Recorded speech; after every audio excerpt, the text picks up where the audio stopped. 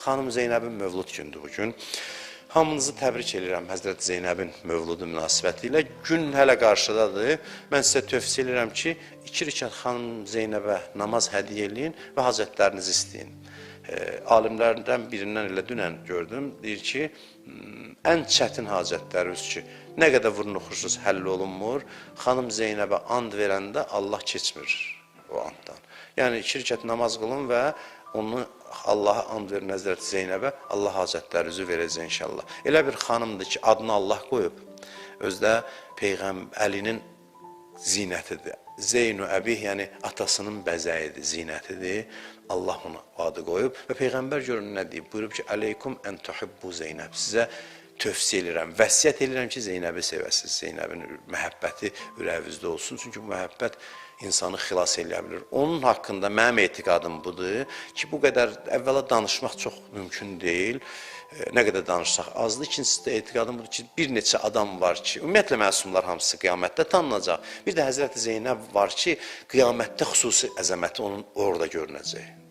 Orada bilinəcək. O kim idi, nə məqamın sahibidir. Bütün deyilənlərin heç biri Həzrəti Zeynəbi bizə tanıtıra bilməz. Həzrəti Zeynəb çox uca şəxsiyyətdir. Olduqca uca şəxsiyyətdir. O qədər ucadır ki, Kərbəlanın şərikidir. Şərikətül Hüseyn deyirlər ona. İmam Hüseynin şəriki. Yəni, tarixin ən böyük hadisəsini yaratmaq ona nəsib oldu. İmam Hüseyndən yanaşı. Görün, buna qədər əzəmətli şəxsiyyətdir və elə o da, həmin bu dediyimiz mövzuya da gəlsək, çətinliklər içində aram insandır.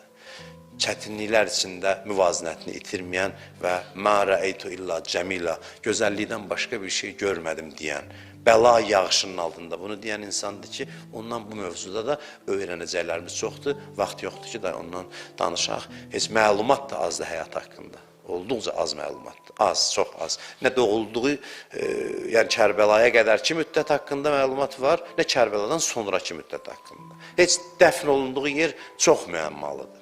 Yəni, çox müəmmalıdır. Bilinmir ki, hansı şəhərdə. 3 ehtimal var, heç biri bir-birindən möhkəm deyil. Yəni, elə alimlər var ki, məsələn, Mərəşi Nəcəfi deyir ki, mütləq və mütləq Misirdədir. Mümkün deyil Suriyada olsun. Mərəşi Nəcəfi də bu sahənin. Amma başqa bir böyük alim deyir ki, Suriyadadır. Bir başqası deyir, Mədinədədir. Yəni, həyatı çox az məlumat olan, məlumat həyat haqqında az məlumat olan insandır. Qısa bir məlumat var, amma bu qədər qəlblərimizdə yer tapan insandır. Sözümün sonunda Allah and verirəm, o əzəmətli xanımın, Əhl-i Beytin əzizi olan xanımın hörmətinə, ehtiramına Allah hamımızın hacətlərimizi rəva eləsin inşallah.